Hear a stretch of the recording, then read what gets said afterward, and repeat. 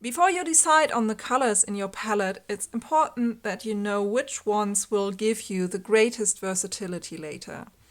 Colors in painting are a very important tool, and the versatility of mixing different hues with each other to get new ones is really fascinating. Yet, sometimes color mixing can seem very difficult, or it will not result in the colors that you'd like to get. By learning about primary colors and color temperature, you can control this aspect better. Using primary colors for mixing is actually a big factor for getting better mixes, and understanding how the intensity or the chroma of your primaries plays a role is too. By choosing your primaries, you can decide if you want a more muted mixing palette or the ability to get clean, vibrant color mixes like you can see in this color wheel. Since watercolor often relies on the paper white shining through, a vibrant palette is often a good choice. But how to get there? We've already learned that transparency in watercolors will enable you to get more vibrant, clear mixes, but that's not all there is to it. The idea of primary colors is that they can't be mixed from other colors and that you can mix every other color out of them. We all learn at some point that the primary colors are red, blue and yellow. But if you try mixing with these colors as your primaries, you'll get a muted palette. So let's actually try this. I have all of these in my small portable palette here. Let's mix up some red and some blue. And you would expect a purple. Actually, it's a very, very subdued purple. So it's still purple, but it's not what you would expect from a very vibrant. I mean, it does look different than this more vibrant violet, doesn't it? It almost looks dark. The same thing goes for mixing green. If I take this yellow and then my blue, which as it happens is ultramarine blue, then you'll get this green. Let's maybe even mix in a little bit more green. So this is actually not so bad. Usually the oranges turn out pretty well. So this is a nice orange, I'd say. This is pretty vibrant too.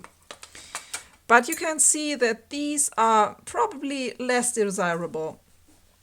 So as you can see, it's pretty hard to get this kind of green from your yellow and blue, or this kind of violet from your red and blue.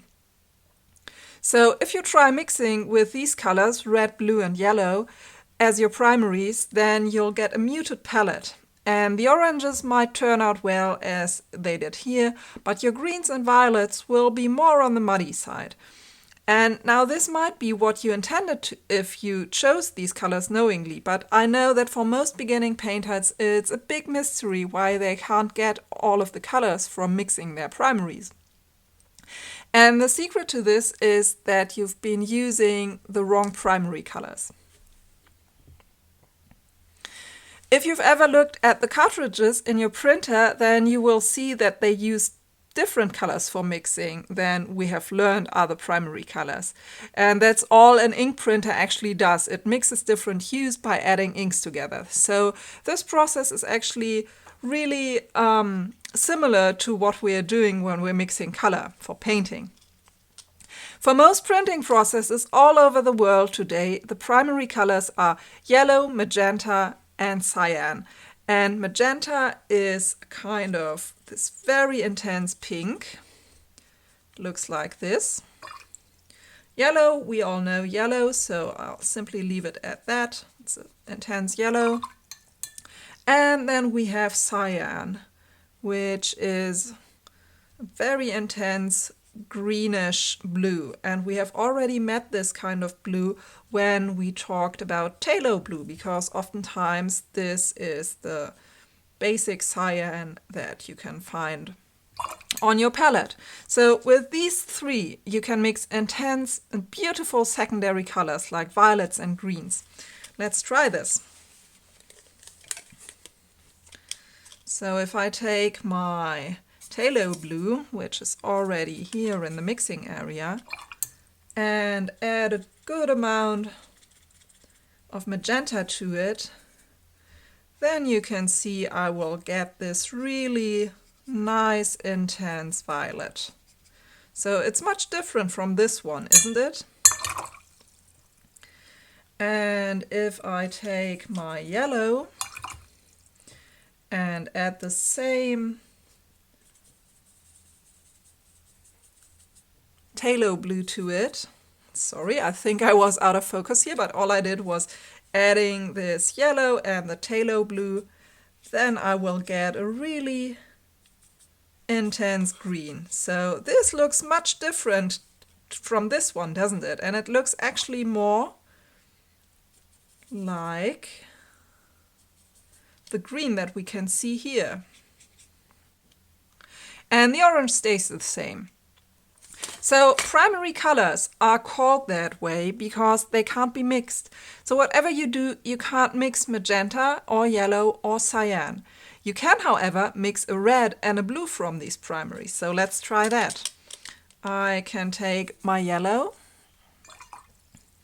and add magenta to it, and I will get a pretty good red. If I mix more magenta, it will go even redder. So that's a pretty good red, I'd say. If I take my cyan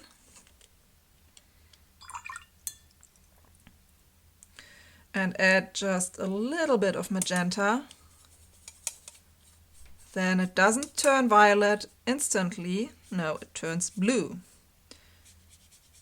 So if you can mix red and blue,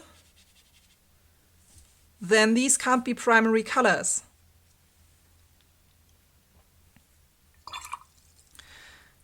So instead of using red and blue as your primary colors, try using magenta and cyan instead. And yellow can stay if it's a really bright and clear one, and they usually are.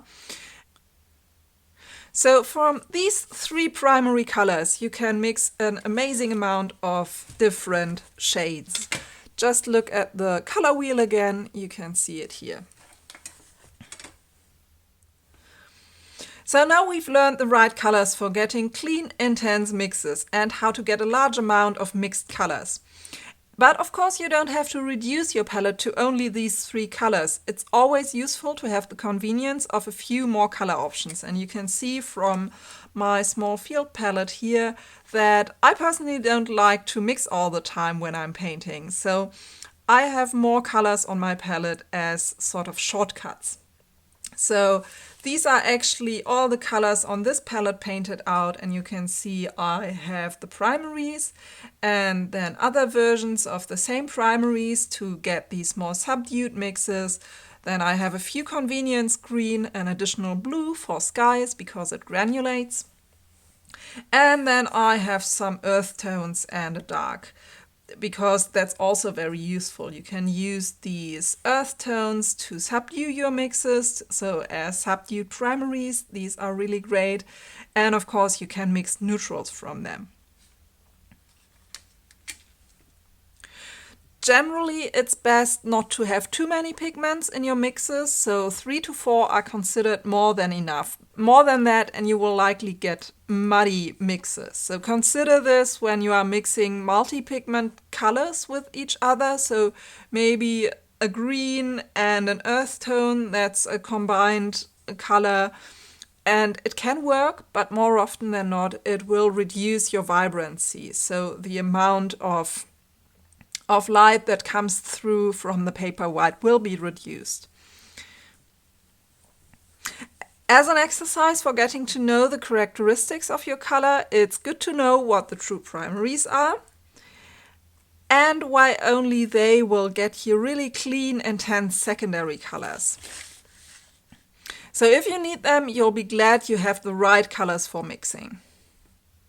The good thing about this is that you can use this knowledge to get the effect you want each time. So if you want a more subdued darkish purple, you can use your blue and red for mixing. But if you want to get an intense violet, then use your magenta and cyan. So experiment and mix for yourself. This is still really the best way to learn about these things. So we already talked about that what I like to do in my palette, and countless other artists do this too, is to have a few more choices besides the strict primaries, so that I can mix vibrant or subdued colors and that I can have a few shortcut colors like greens or earth tones. And some artists like to describe their palette as a split primary palette. You will likely come across this term when you read about colors and palettes. And they have the vibrant primaries and their subdued cousins, so red and blue, next to each other. And this is actually what you can see here. I have my subdued reds and the primary magenta, then I have my cyan, and maybe you can see this better on this small cheat sheet I have here. So this is my primary cyan, and then the subdued blue, and the yellows up here. And a lot of pre-made watercolor kits work like this, so they come with the same setup of having two versions of each primary color and then a few more to complement this. If you found this video useful, it's part of a longer video class called Setting Up a Custom Sketching Palette with Watercolors. In this video series, I show you everything you need for organizing a custom watercolor palette for outdoor sketching. I will show you how assembling your own palette with custom colors can give you better mixing results, what kind of palettes are light and practical for outdoor use. We'll look at different palette layouts and at pigment properties like transparency and opacity. I'll also demonstrate how you can get to know your colors through mixing exercises that make color theory easier to understand. The whole course has over 90 minutes of video, so come with me and learn how to set up your own sketching palette.